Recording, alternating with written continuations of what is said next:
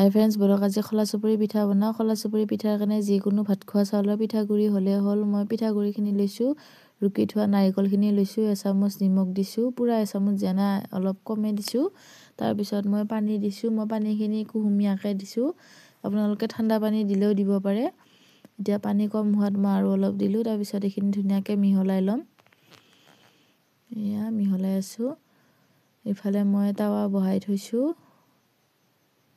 টাৱা গৰম হ'ব দিছোঁ। এইখিনি হৈয়ে যায় পটককৈ মিহলোৱা। এতিয়া মই এক কৰচ দিছোঁ টাৱা গৰম হোৱাৰ পিছত। এয়া বহুত সোনকালে হৈ যোৱা এইটো পিঠা। আপোনালোকে বাৰু কোনে কোনে ভাল পায় কমেণ্ট কৰি জনাবচোন। এয়া এতিয়া ঢাকন দিছোঁ, ঢাকন দিলে সোনকালে সিজি যায় ধুনীয়াকৈ।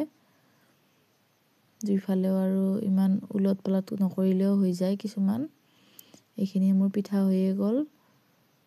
আপোনালোকেও আহিবচোন খাবলৈ। আজিলৈ বাই বাই।